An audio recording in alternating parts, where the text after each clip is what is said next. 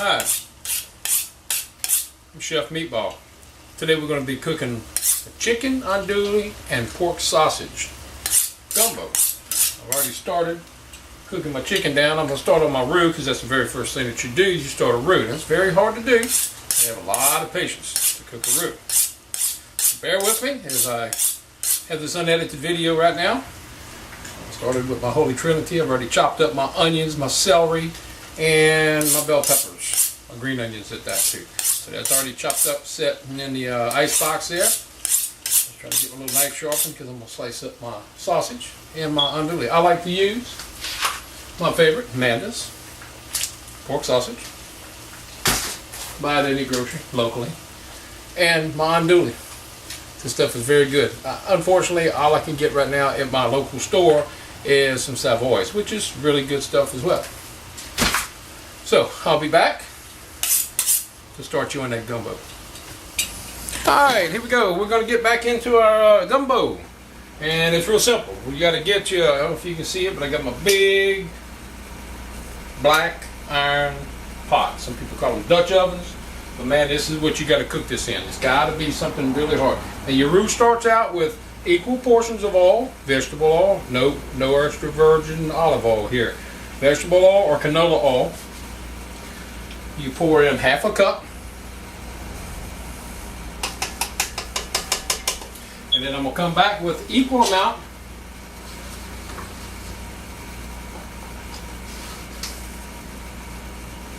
of all-purpose flour. And it can be a little more. That's okay. Sorry for ducking out. And you go ahead and you start working this in together. Okay? You slowly bring it in, and you hear it already starting to sizzle. And you start working these two together. Now you got to remember now with the roux, this is a very crucial thing. You cannot burn your roux. You burn your roux, you throw it away, you start it all over. So as we put all the flour in with our cooking oil,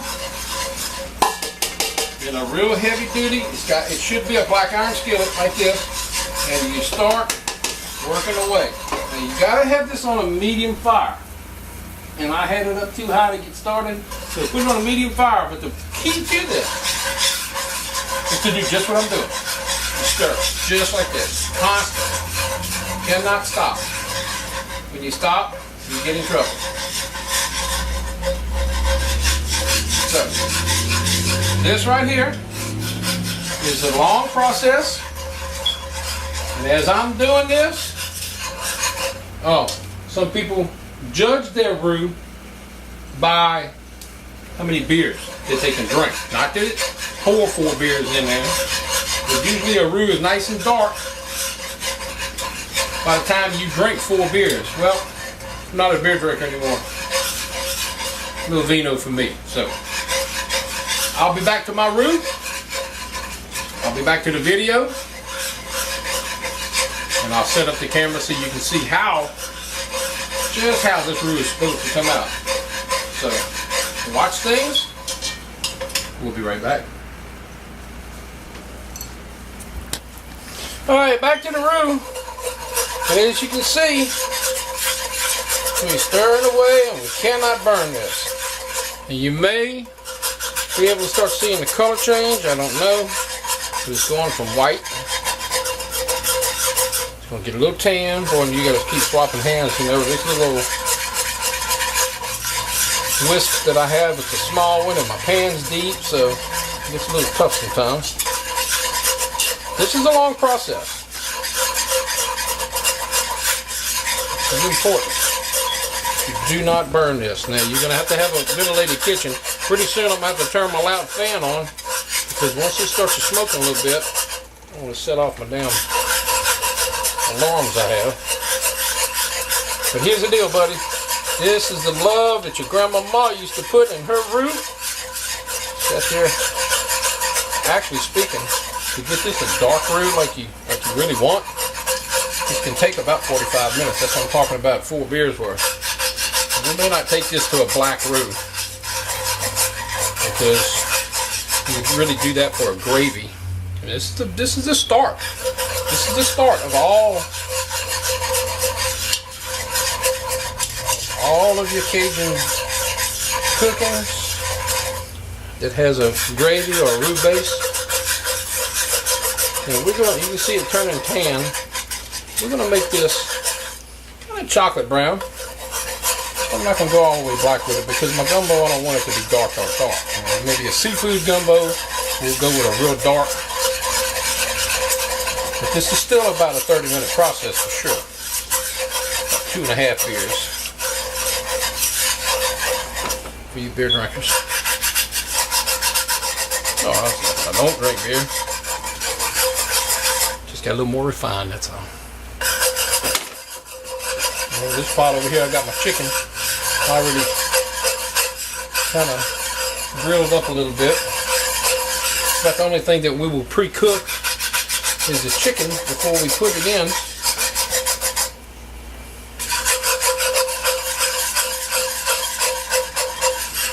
There's the sausage and the andouille will actually cook down in our chicken broth, which is what I use. A little bit of water, mostly chicken broth, so some can put a beef broth. Alright, so we're starting to get a little darker color. And you're going to constantly keep this moving or it'll burn. So I'm going to go ahead and put on my loud vent and adjust this flame a little bit, and we're going to come back to this when this is almost done. So we'll be back.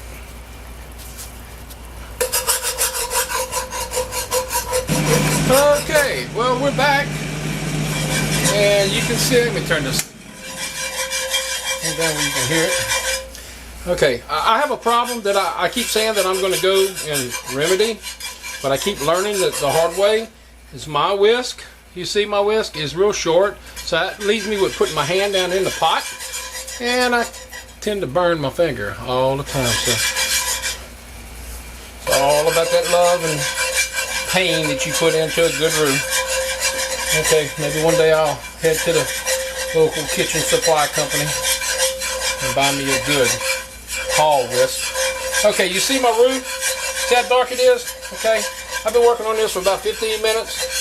And I don't want it to, kind of dissolve. I kind of lowered my fire down enough to where I had to tend to my finger for a little bit so I wouldn't burn it. So now I'm just trying to bring the temperature back up on this hot grease and flour, which is now called a roux. The next step we're going to go with is the Holy Trinity. Onions, bell peppers, and celery. They've already been cut up. And this is all going to go right in to that. That's our next step. Now, what we have to do is we have to really work this in, as this is all going to blend and it's going to sweat. When we call it sweat, you know, the onions and bell peppers and all these vegetables, especially celery, do carry a whole lot of liquids in it, water. So they'll start dropping down, and you got to constantly keep this going. You don't want this to burn. Matter of fact, sometimes I add just a little bit of liquid to keep this from burning.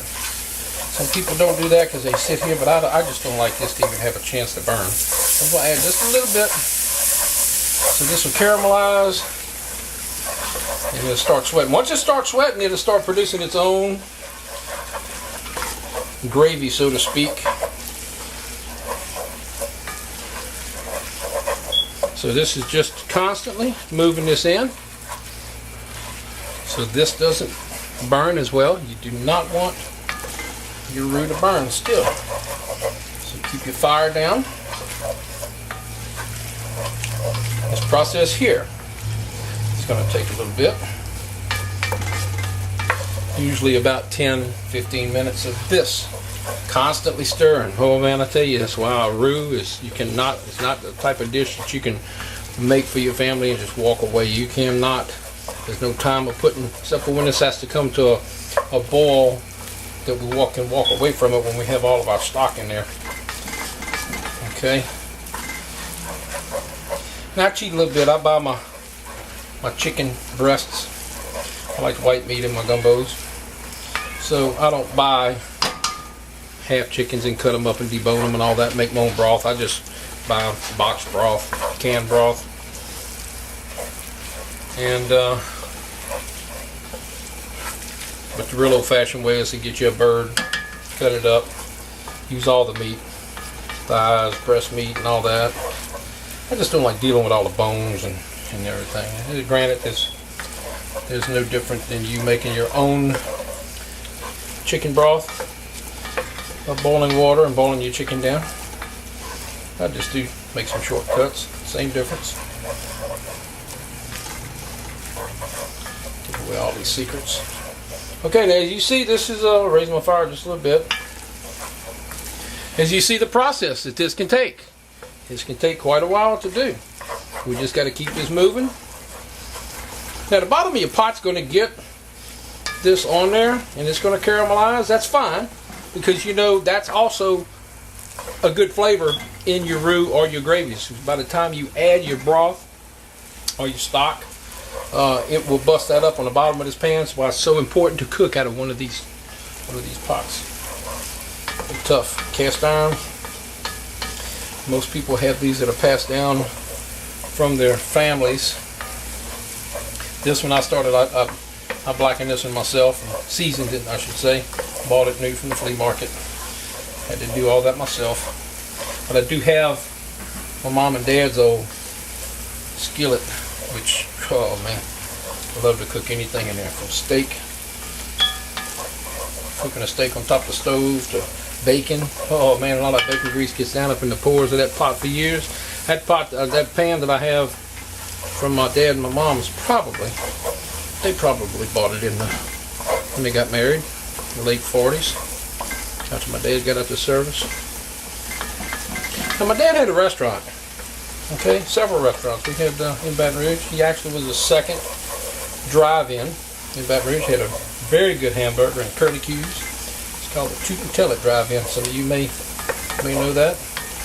Of course, he went on to having his own pizza restaurants. He worked for the Gershel brothers right when he got out of the service over at Fleur de Lis. So our pizzas are very similar to Fleur de Lis. Some people like them better.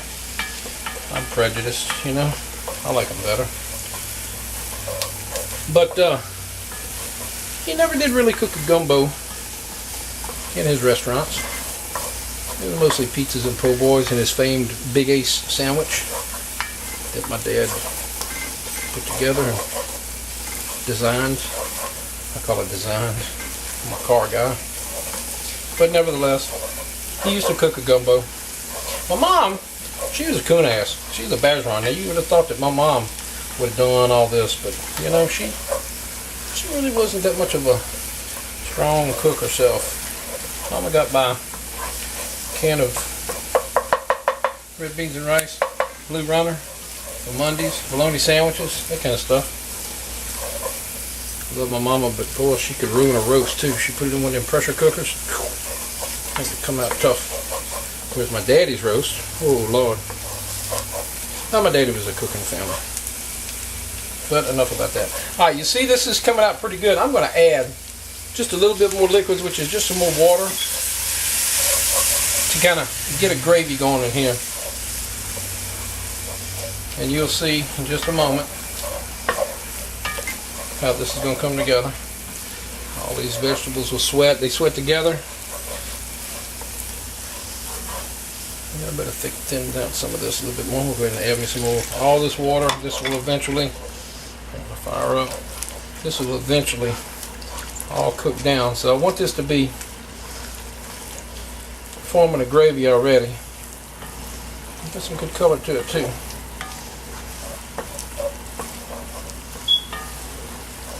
So, shall I return with the next step? Okay, here we go. Our next step. I'm going to do something a little different that I normally do. I'm going to go ahead. I normally add my sausage right now before I add my stock. But you can see that this, well, I don't have much light in here. You can see that this roux and my vegetables is still a little pasty.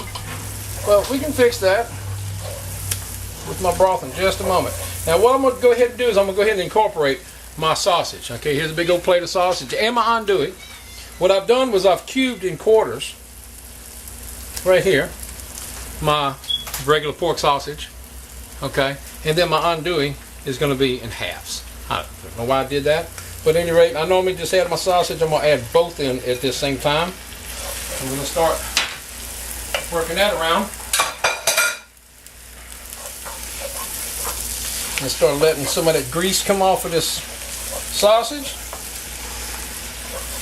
Start blending and mixing in with my vegetables and my roux. Okay. Oh God. You know, this is starting to really smell good. But you want to smell it? You can make it yourself. Just time consuming, that's all. Okay. Now, as I don't want this to burn on the bottom, and I got probably a medium heat, I'm going to crank my heat up just a little bit. And I'm going to add a little stock. Now I got it in a can, so what the heck. All the same thing. It's a dead chicken. This one boiled. Now, I'm going to put 3 cans in. And I'm going to manage this, what's on the bottom of my pot right now, and start getting it mixed up. Now you see the consistency, how my roux is turning. Of course I'm breaking it down with the stock. But now it's going to start making that base. Okay?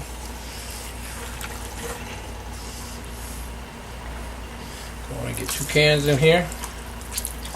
Now, definitely all of this is going to start blending. Okay?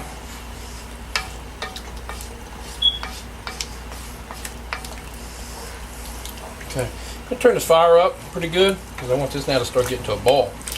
Okay, let's go 3 cans. Save that last can for a little bit. I want all this to start getting together. Oh man, look at the color of that too. See the color of my roux this time was a little darker. That's really good. I want to get this to a boil now because now I'm going to cook down all my, yeah, see, now you can see the color. If I get out my light, I don't have no light. Why is that much better? I've been standing in the light. You can see the color of what this roux is looking like. I hope I didn't mess my video up by staying in the light all the time. Probably did. I'm saying, damn, meatball, I don't want to eat that stuff. It don't look right. But now when you put it in the light, ooh, yes. Okay, so it's just a matter of getting this all stirred together, let all these flavors start sewing themselves together with each other. Man. Now mind you, I don't even have one bit of seasoning in this just yet. Okay? All I have is my basic roux, my vegetables. What's being exposed to the seasoning right now at this stage of the game is the andouille sausage and my pork sausage. Okay? Now as that's coming, I'm going to bring it up to a high heat so we can do it. I'm going to go ahead and add my green onions now, okay? As you know, green onions, you can add them in at the same time. I like to add mine in a little bit later. Give me a good old handful of green onions.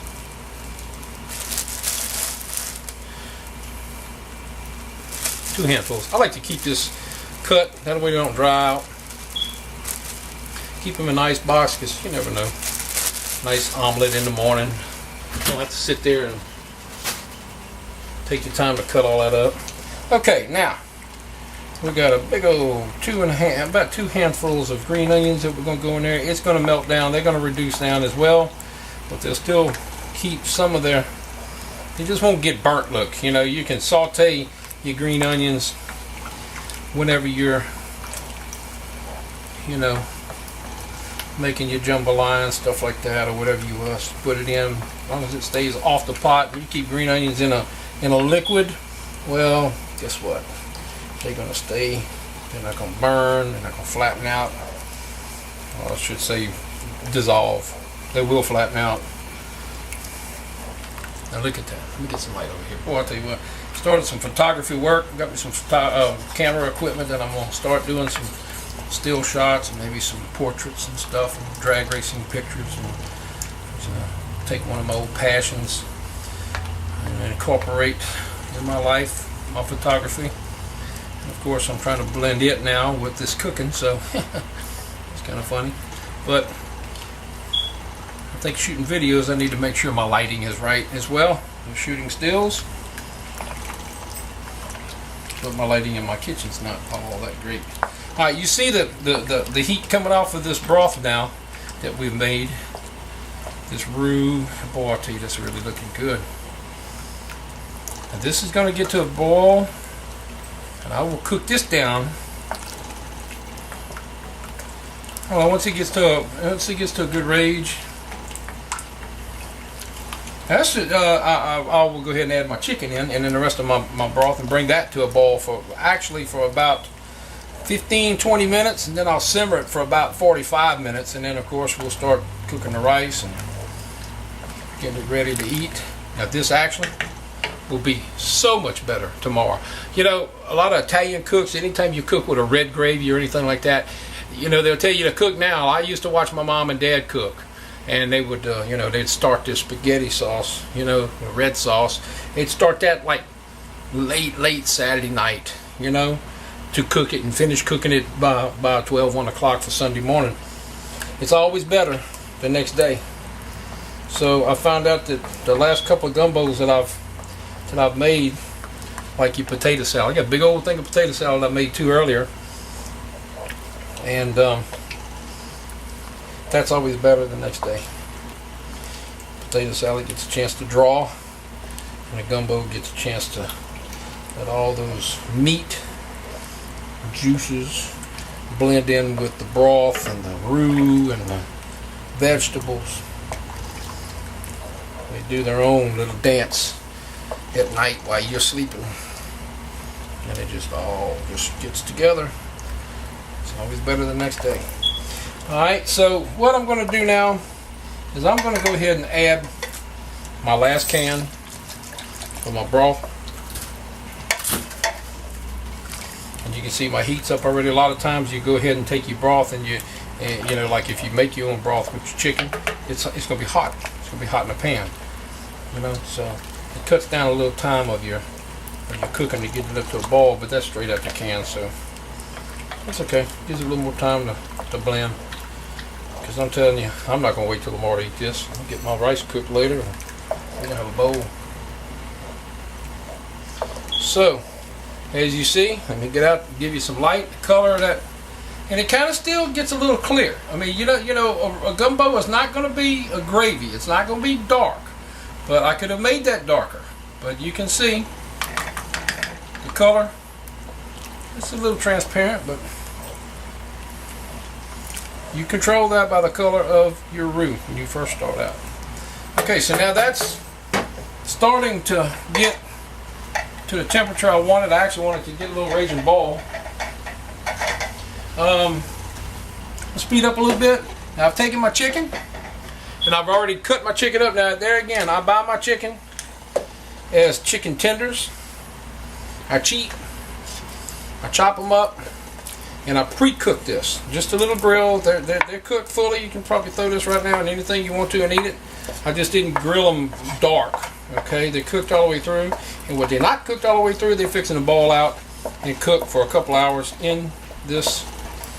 But I like to have so much meat. I don't like to have a gumbo. In other words, I want you to have an equal amount of meat and sausage all the way down to the bottom of the pot. So that's what we have there. Bring this to a boil, and then look at all the meat in that thing. Okay.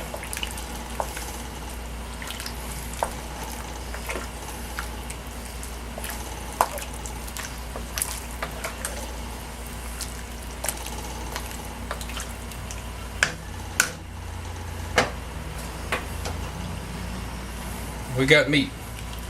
We got meat in this gumbo. Everywhere you dish, you're going to have a pile of meat. And it's going to be a variety of everything. I got the andouille sausage. I've got my Mandis pork sausage.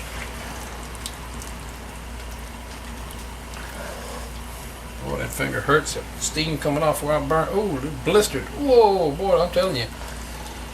More aloe vera. Yeah, the next gumbo I make, I definitely will have a taller than my pot whisk. I'm not sticking my hand in my roux down in this pot to make any more. Okay, so now that's going to go to a little boil, and then I'm going to lower that temperature. We're going to put the top on this thing, and we're going to let it simmer. I'm going to go about an hour and a half, 2 hours, hour and a half. I'll come in here and start making my rice. Just get a boil out of this.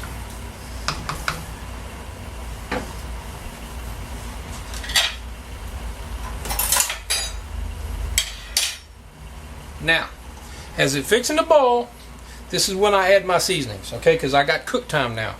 A lot of people like to put their seasoning in right after their broth. I like to go ahead and incorporate the meat. I like my meat to get in there first, and then I'll let my seasonings go, because that's why it's fixing to go to a boil. It's going to break down these seasonings. These seasonings are going to attach to the vegetables, to the roux, and to my meat. So this is why I put mine in. I've got a little bit of gumbo filet, which is commonly added to the end of it as it's in your bowl to thicken it up a little bit, which is fine. I've got about a half a teaspoon of that. Got a half a teaspoon of cayenne pepper, and I got 1 teaspoon of garlic powder. That's all going to go in there. That's my secret. Salt, you put however you want to do your salt. Okay, I judge my salt when I cook just as yay. And my pepper. Okay, sometimes I like to crack my pepper grinder up and get some big old chunks of black pepper in there. Of course, you know black pepper never digests in your system, so you don't want to put too much of it. But I like to cook with a lot of black pepper, because it will break down.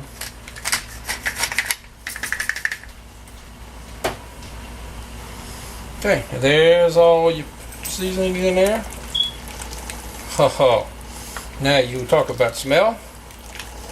You know, the Holy Trinity cooking is one thing. There's nothing better than having the old Holy Trinity cooking with just a little bit of grease or some margarine or butter in the pan, and you cook that up. But when you add the Holy Trinity to a roux, you don't really get that beautiful smell of those. So the only time you're going to really get some good aroma out of this gumbo is like right now when you add those seasonings. Man, this is coming together. Okay, quick boil on this. We'll reduce the fire. We'll get it down. I'll put my lid on top of it. And then we're going to let this cook for about an hour and a half. I'll come in here. I'll do some more stirring. I'll start my rice. And I'll tell you.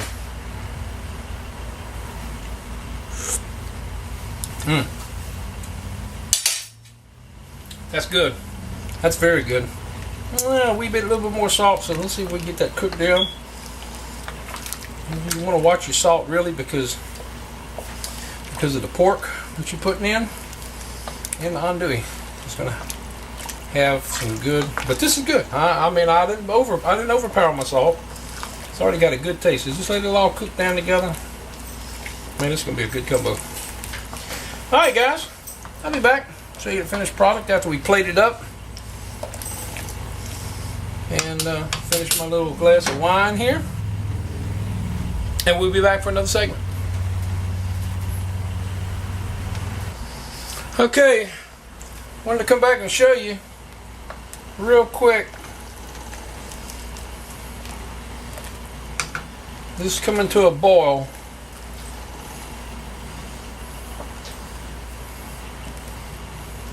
That's it for a second.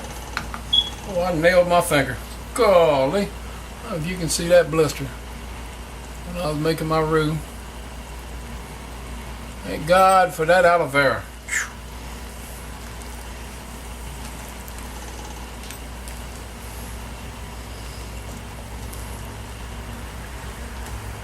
You can do a jambalaya similar. It's all cooked in one pot. That's when I like to take my sausage and kind of fry it up first with my meat, my chicken. Get it good and golden brown. That all adds to this pot for its flavor. And you'll see this starting to ball pretty good. I want it to come up to a good ball before I shut it down with my the simmer. Get the lid ready to go on. Well, let's get it over here. Now you see that bubbling? It's also now going to take, and you can see a little bit of foam that you look like. Oh well, I'm going to tell you what that is. That's some of that grease that's coming off of that sausage and that andouille. That's why you don't want to ball this too much, because you don't want to produce too much of that grease. But that grease is going to incorporate and make that gumbo. Okay? That's why you just want to bring it to a ball. Now you see how that topping has disappeared? Okay? I'm going to knock that foam down. I'm going to bring this down to a very low simmer.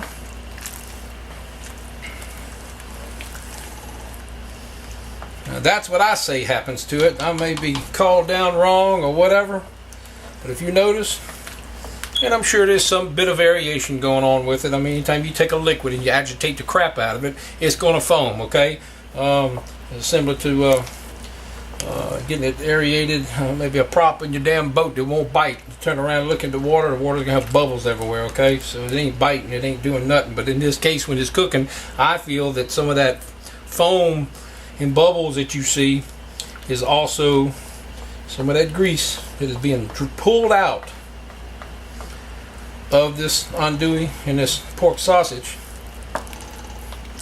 And I'm now sewing it in, mixing it in together with my roux. And that's important. Okay, simmer. We're going to put the lid on it. Leave a little crack. I like to leave mine just a little crack because I don't like to keep adding fluids. Okay, I mean, some people just shut that dude completely, and you can. I got it very low. I like to leave. Well, let's go ahead and do that. It's not like I'm cooking. It's not like I'm cooking rice. I got to completely keep it sealed. I just don't want it to add much more fluids in there. Okay. I don't like my pot to sweat that much and add more fluids. All right, so we're gonna go with that. That's gonna cook for about an hour and a half, and I'll come back in about an hour and a half, and I'll start my rice, and we'll go from there. Boy, I'll tell you what, that finger, God, dog, that song done got a blister, don't it? Whew. But that's what it takes sometimes. I mean, to buy a big, tall whisk. See y'all in about an hour and a half. All right, guys. This is a brief comeback. I don't want y'all to think that I messed up here. Just to prove to you. Bay leaf too. See it right there? You got to put bay leaves. I put in a pot like this, I put 2. Most people put just 1, but you got to remember I'm Italian. I like to have a little bit of that Italian. All right, there you go. 1 bay leaf right there. My other bay leaf right there. So just so you don't sit there and go, damn, meatball, you done forgot one of the main ingredients in the gumbo. I wanted to prove that to you. Now we can put this, sink them a little bit. Now we can put this lid back on there, and we'll be back with the rice. All right, guys. I'm hoping to teach you something, my little secrets. You see all that water that comes off of there? That's okay. Yeah, this adds a little more fluid. Do a little stirring of this. I got it right, perfect on my temperature of the pot because, well, I forgot to point it out to you, but had just a little bit of tiny ball right there in the center of my pot. Okay, with an old cast iron like this, you know, it's gonna hold the heat, so don't take much heat. Keep this baby going. Okay, so stirring, ain't no chance of anything sticking to the bottom like a jambalaya. Now, again, you're probably sitting here thinking, well, this was planned. I may have forgotten my bay leaves when I put all my stuff before I put the lid on while it was in a bowl. But this is planned right here, and I know you're still sitting there going, meatball, you don't know how to cook, bro. But now, here's the secret weapon. And it ain't no big secret to anybody that cooks down in the South. This is it, Tony Chachere's. I introduced this after my main seasoning. This is why I watch my salt too. Add just about a light coverage to my pot. Now you can measure that if you want to. Probably come out to 2 tablespoons, maybe a tablespoon and a half. Yeah, probably a tablespoon and a half. I add this now, while my other true seasonings, and I'm sure what I've got in the pot is in here already, but you always got to add some Tony's. So my true seasoning started going. Now I'm going to go ahead and blend this Tony Chachere's in. And everybody says, now you're cooking, okay? Now there's no doubt that Tony's has got just about every known seasoning in that magic salt seasoning that he makes and has been for years. But I add it because I want my true original gumbo seasoning to start breaking down first. To me, you know, you can cook this stuff in, or you can add it. Those that add their salt and pepper after it's cooked, oh well, you must be a Yankee. You got to cook with your salt and pepper. Very important. You don't have to do nothing but add a little bit of gumbo filet to this, if you like, to thicken it up while it's in your bowl. Now, again, we got all the ingredients. That you would definitely have put in your gumbo, and now it's all in here. Oh, I gotta tell you, I know you can't see me. You don't need to see me. This is all you need to see. God, that's wonderful. Lid back on. At least another hour and 10 minutes. All right, guys, let's see what we got here. Okay, little pot. Oh Lord, look at the aroma coming off of this. Okay. I'm getting a little tired. NASCAR race just ended. What a race, huh? Did you see that thing? Boy, it just came to my mind. So funny about that. I mean, I'm glad nobody was really hurt, but old Juan runs into the back of that damn jet dryer. It's amazing what had happened. But, I don't know. Guys sit there and drive all around, and 40 guys driving around in circles getting dizzy. So I mean, I guess that kind of stuff. I'm a drag racer, so I guess that kind of stuff, you got to be a NASCAR guy to really appreciate that. But at any rate, it just got off of the TV. It's about 1:30 in the morning. This was my therapy tonight, is cooking. When I need time to myself, I like to get in the kitchen and cook. Drink a little glass of vino. So at any rate, this is looking really good. I've already cooked my rice. There it is right there. Just put a little bit of rice in a bowl. That's all you need. Everywhere you dig, look at that, you get a big pile of meat. That's about all you want to put in there. Well, you're really hungry, put a little more. And then get you some of that. Look at the color of that, would you? You just add that right up on top of there. Some like to take a little Zatarain's pure gumbo filet. Okay, you got to use pure gumbo filet. If it doesn't say pure, you don't want any other additives in it. This is nothing but just ground down sassafras leaves from the sassafras tree. Okay, oh, and that's really hot right there. So we're just going to add a little bit more, and all that does is really thicken up that stuff, that roux. I cook with it. And I also add it to the very final. Put the lid on that. Take this. As you can see, that dish right there, we mix up. And that, my friends, is some good, look at that, chicken andouille and pork sausage gumbo.